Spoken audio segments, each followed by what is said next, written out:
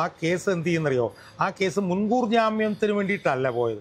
ആ കേസ് ഈ FIR quash ചെയ്യണമെന്ന് പറഞ്ഞിട്ട് FIR റദ്ദാക്കണമെന്ന് പറഞ്ഞിട്ടാണ് പങ്കജ് ഭണ്ഡാരി ചെന്നിരിക്കുന്നത്.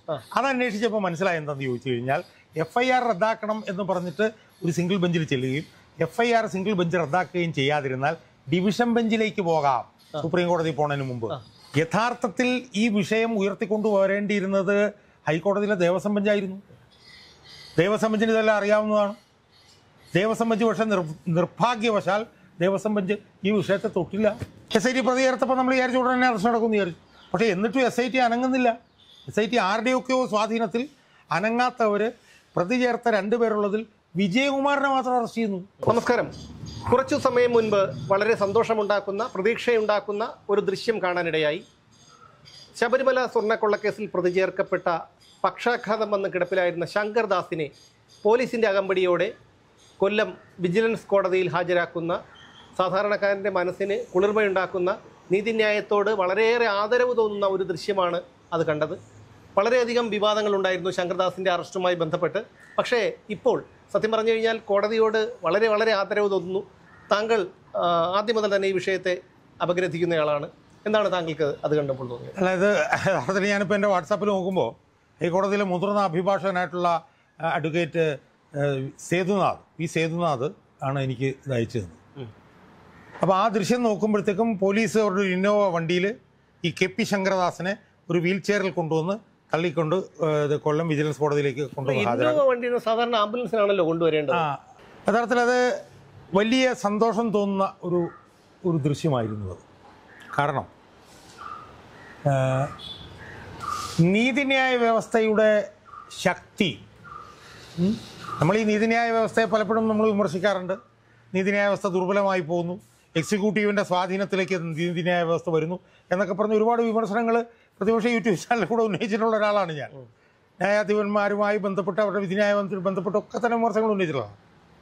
പക്ഷേ എനിക്ക് ഈ വിധി ഈ ദൃശ്യം കണ്ടപ്പോഴത്തേക്കും നീതിന്യായ വ്യവസ്ഥയെ വിമർശിക്കേണ്ട സമയത്ത് വിമർശിക്കുന്ന ഒരാളാണെങ്കിൽ പോലും നീതിന്യായ വ്യവസ്ഥ നമ്മുടെ സമൂഹത്തിൽ വഹിക്കുന്ന നിർണായകമായിട്ടുള്ള പങ്ക്, അതിനിർണായകമായിട്ടുള്ള പങ്ക് എന്താണ് എന്നതിൻ്റെ സംസാരിക്കുന്ന ഒരു തെളിവായിട്ടാണ് ഈ ശങ്കരദാസിനെ കൊണ്ടുപോയി ആ സംഭവം എൻ്റെ മനസ്സിലേക്ക് വന്നത്. അപ്പോൾ അതെന്താണെന്ന് നമുക്ക് വിശദീകരിക്കണമെന്നുണ്ടെങ്കിൽ ഈ വിഷയം കുറച്ച് വിശദമായിട്ട് നമ്മൾ പരിശോധിക്കും. നമുക്കറിയാലോ, നവംബർ 20-നാണ് ദേവസ്വം ബോർഡിൻ്റെ പ്രസിഡൻ്റായിരുന്ന പത്മകുമാറിനെ കോടതി SIT അറസ്റ്റ് ചെയ്തതും ജയിലിലാക്കും. 2 മാസക്കാലമായിട്ട് അയാൾ അധികമായിട്ട് ജയിലിൽ കിടക്കും. അപ്പോൾ എന്തിനാണ് അയാളെ അറസ്റ്റ് ചെയ്തത്? സ്വർണം ചെമ്പാക്കിയ 3/7/2019 ദേവസ്വം ബോർഡ് യോഗത്തിൽ അധ്യക്ഷത വഹിച്ച ദേവസ്വം ബോർഡ് പ്രസിഡന്റ് എന്നുള്ള നിലയിലാണ് അയാളെ അന്ന് SIT അറസ്റ്റ് ചെയ്തത്. ഇന്ന് നമ്മൾ തിരിഞ്ഞു നോക്കുമ്പോൾ ശബരിമല പെരുങ്കൊള്ളയ്ക്ക് ഏറ്റവും കൂടുതൽ കാരണഭൂതമായിട്ടുള്ള ഒരു തീരുമാനം എടുത്ത ബോർഡിൽ അധ്യക്ഷനായിരുന്നു പത്മകുമാർ. അങ്ങനെയാണ് പത്മകുമാർ അധ്യക്ഷനായിരുന്നു. പത്മകുമാർ അറസ്റ്റ് ചെയ്തു. പത്മകുമാർ അറസ്റ്റ് ചെയ്യപ്പെട്ടപ്പോൾ തന്നെ നമ്മൾ സാധാരണ ജനങ്ങളുടെ മനസ്സിൽ വന്നൊരു ചോദ്യമാണ്, ഇത് പത്മകുമാർ മാത്രം എന്താ അറസ്റ്റ് ചെയ്യപ്പെടുന്നത്? കാരണം പത്മകുമാർ പ്രസിഡന്റ് മാത്രമാണ്, 2 അംഗങ്ങൾ അവിടെ KP ശങ്കരദാസും വിജയ്, അവരെന്താണ് അറസ്റ്റ് ചെയ്യപ്പെടാത്തത് എന്നുള്ളത് ശരിക്കും കോടതിയെ പിന്നീട് ഞെട്ടിച്ചെങ്കിലും അതിനു മുമ്പ് നമ്മളെ തന്നെ, സാധാരണ ജനങ്ങളെ തന്നെ ഞെട്ടിക്കുന്ന ഒരു കാര്യമാണ്. കാരണം അവർ 3 പേരും കൂടെ എടുത്തതാണ് തീരുമാനം. അപ്പോൾ സ്വാഭാവികമായും 3 പേർ കൂടെ ചേർന്നിട്ടാണ് ക്രിമിനൽ ഉത്തരവാദിത്വം, ക്രിമിനൽ കൾപ്പബിലിറ്റി അവർക്ക് 3 പേർക്കാണുള്ളത്. അതിലിപ്പോൾ ഒരാൾ മാത്രം എന്താ അറസ്റ്റ് ചെയ്ത് നമ്മൾ ആലോചിച്ചു. അപ്പം നമ്മൾ അന്വേഷിച്ച് നോക്കുമ്പോഴത്തേക്ക് നമുക്ക് മനസ്സിലാക്കാൻ കാണുന്നറിയോ, മറ്റുള്ളവരെ അറസ്റ്റ് ചെയ്തിട്ടില്ലെന്ന് മാത്രമല്ല അവരെ പ്രതി പോലും ചേർത്തിട്ടില്ല എന്ന് നമുക്ക് പിന്നീട് മനസ്സിലായി. വിജയകുമാറിനെയും പിന്നീട് നമ്മൾ മനസ്സിലാക്കുന്നത് എന്താണ്, ഹൈക്കോടതി സിംഗിൾ ബെഞ്ച് ജഡ്ജായിട്ടുള്ള ജസ്റ്റിസ് ബദറുദ്ദീൻ പിന്നീട് വേറെ പ്രതികളുടെ മുൻകൂർ ജാമ്യാപേക്ഷയുമായി ബന്ധപ്പെട്ടുകൊണ്ട് അതിരൂക്ഷമായിട്ടുള്ള പരാമർശം നടത്തി. എന്താണ് നിങ്ങൾ കാണിക്കുന്നത്? ക്രിമിനൽ കൾപ്പബിലിറ്റി ഇവർക്ക് 3 പേർക്കും അല്ലേ? അതിലെങ്ങനെയാണ് ഇയാളെ മാത്രം അറസ്റ്റ് ചെയ്തിട്ട് മറ്റവരെ നിങ്ങൾ പ്രതി പോലും ചേർത്തിട്ടുള്ളൂ എന്താണ് എന്ന് ഈ ജസ്റ്റിസ് ബദറുദ്ദീൻ ഒരു വിധിന്യായത്തിൽ കൂടി ചോദിച്ചതിനെ തുടർന്നിട്ടാണ് SIT ഇവരെ പ്രതി ചേർക്കുന്നത്. SIT പ്രതി ചേർത്തപ്പോൾ നമ്മൾ വിചാരിച്ചു ഉടനെ അറസ്റ്റ് നടക്കുമെന്ന് വിചാരിച്ചു. പക്ഷേ എന്നിട്ടും SIT അനങ്ങുന്നില്ല. SIT ആരുടെയൊക്കെയോ സ്വാധീനത്തിൽ അനങ്ങാത്തവർ പ്രതി ചേർത്ത 2 പേരുള്ളതിൽ വിജയകുമാറിനെ മാത്രം അറസ്റ്റ് ചെയ്യുന്നു. കേട്ടുകേൾവിയില്ലാത്ത കാര്യം. ഇതിനകത്ത് വലിയ നിയമമൊന്നുമില്ല, ഇത് സാധാരണ മനുഷ്യർക്ക് തോന്നുന്നത്. അതിനെ തുടർന്ന് അപ്പോൾ അതിൻ്റെ ഇടയിൽ നമ്മൾ കേട്ട വേറൊരു കാര്യമാണ്. എന്താണ്, ഈ KP ശങ്കരദാസ് എന്ന് പറഞ്ഞ ആൾ ആയുരാരോഗ്യത്തോടു കൂടി നിലവിലുന്ന ആൾക്ക് പെട്ടെന്ന് അസുഖം വരുന്നു, പക്ഷാഘാതം. അയാൾ അതിൻ്റെ ഇടയിൽ എന്ത് ചെയ്യുന്നു, സുപ്രീം കോടതി പോകുന്നു. എന്തിന്? ഈ തനിക്കെതിരെയുള്ള പരാമർശം നീക്കം ചെയ്യണം. സുപ്രീം കോടതി എടുത്ത് ചവറ്റോട്ടെ കളയും. ചവറ്റോട്ടെ കളയുന്നതോടുകൂടി KP ശങ്കരദാസിന് പക്ഷാഘാതം വരുന്നു. അല്ല, ദൈവത്തിനെ പോലും വെറുതെ വിടില്ലേ എന്നൊരു പരാമർശം കൂടി നടത്തി. എനിക്കൊന്നും ചിലപ്പോൾ ആ പരാമർശം കേട്ടിട്ടാണോന്ന് അറിയില്ല അയാൾക്ക്. അപ്പം തന്നെ നമ്മൾ വിചാരിച്ചാൽ എങ്ങനെയുണ്ട് ഒരു മനുഷ്യനിങ്ങനെ പെട്ടെന്ന് ഇങ്ങനെ ചുമ്മാ ഒരു പ്രശ്നമില്ലാതെ നിന്ന മനുഷ്യനിങ്ങനെ പക്ഷാഘാതം. പക്ഷേ രോഗമാണല്ലോ, അതെപ്പോൾ വേണമെങ്കിലും വരാമല്ലോ. കാരണം ആളുകൾ നിപ്പി കുഴഞ്ഞു വീണ് ചാവുന്നത്. അപ്പോൾ അതുപോലെ നമ്മൾ വന്നതാണെന്ന് വിചാരിച്ചു. അതിനുശേഷം ഇയാളുടെ മുൻകൂർ ജാമ്യാപേക്ഷ കോടതി ചെന്നപ്പോൾ ഇയാൾ ഏതാണ്ട് ഇപ്പോൾ ഒരു മണിക്കൂറുകൾക്കുള്ളിൽ ചത്തുപോകുമെന്ന് തോന്നുന്ന നിലയിൽ ഇങ്ങനെ ചത്തുമലച്ച് കിടക്കുന്ന പോലത്തെ ഒരു ഫോട്ടോ ഒക്കെ തന്നെ ഇയാളുടെ. ഞാൻ ആ ഫോട്ടോയുടെ കാര്യം എന്ന് പറഞ്ഞാലേ, ഞാൻ പറഞ്ഞില്ലേ, കട്ടിലിൽ കൈകൾ ബന്ധിച്ചാണ് ശങ്കരദാസ് കിടന്നത്. പക്ഷാഘാതം വന്നവരാണ്. കൈകൾ ബന്ധിച്ചതുപോലെ കിടന്നു ആ കോടതിയിൽ. അല്ല, പക്ഷെ അത് ബന്ധിച്ചിരിക്കുകയായിരുന്നു. ചിത്രം നോക്കുമ്പോൾ താങ്കൾക്ക് മനസ്സിലാവും. ബന്ധിക്കേണ്ട കാര്യമില്ല.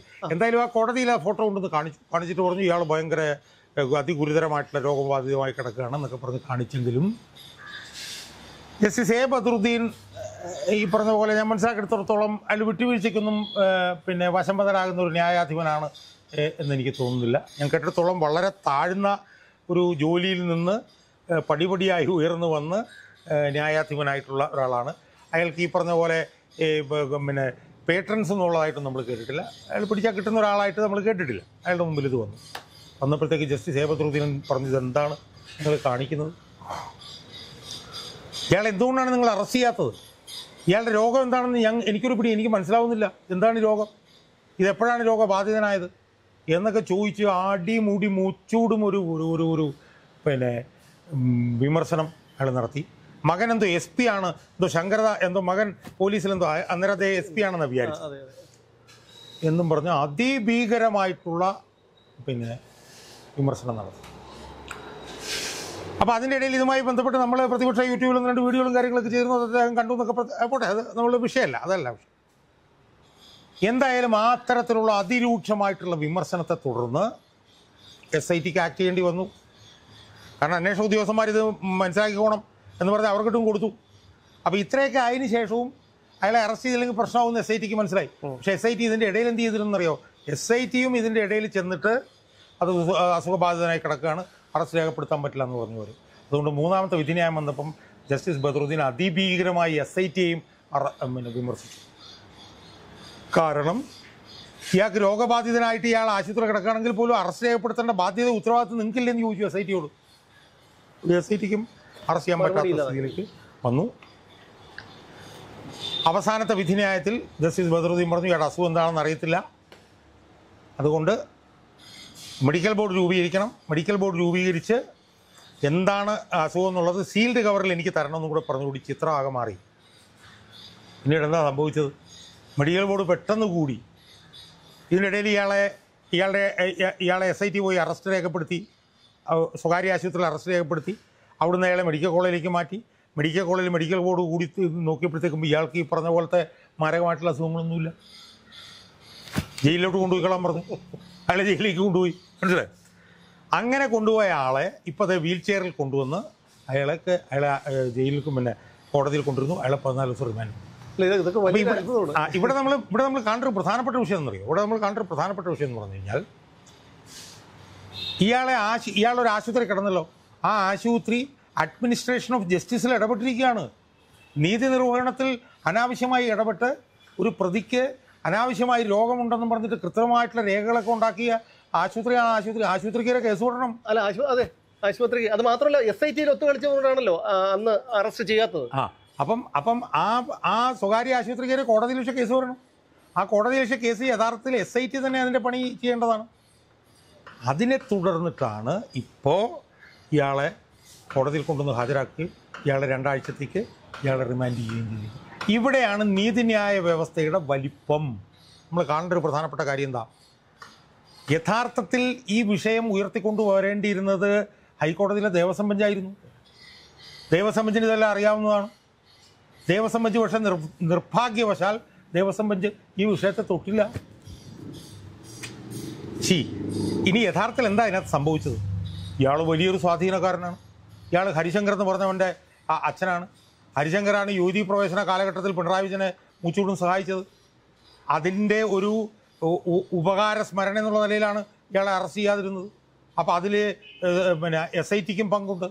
ആ പങ്ക് ആദ്യം കാണേണ്ടത് ദേവസ്വം ബെഞ്ചല്ലേ, ഹൈക്കോടതിയിൽ.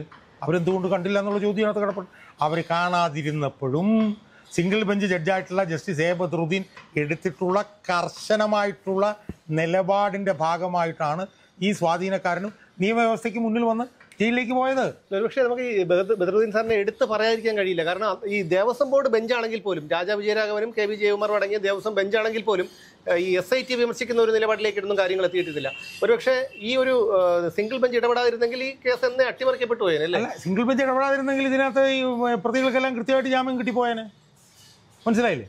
അതുകൊണ്ട് ആ സിംഗിൾ ബെഞ്ച്, ഞാൻ ഒരു കാര്യം കൂടെ വെളിപ്പെടുത്താം. ഇപ്പം ആ സിംഗിൾ ബെഞ്ചിനെ മറികടക്കാനുള്ള ശ്രമങ്ങൾ ഹൈക്കോടതിയിൽ നടക്കുന്നുണ്ടെന്നുള്ളൊരു സംശയം ഇപ്പോൾ വന്നിട്ടുണ്ട്. കാരണം ഈ മുൻകൂർ ജാമ്യം നൽകണം എന്ന് പറഞ്ഞു പോയാൽ, മുൻകൂർ ജാമ്യം ഹൈക്കോടതിയിൽ ഒരു സിംഗിൾ ബെഞ്ച് ജഡ്ജ് നിഷേധിച്ചാൽ പിന്നെ സുപ്രീം കോടതിയിൽ പോകണം.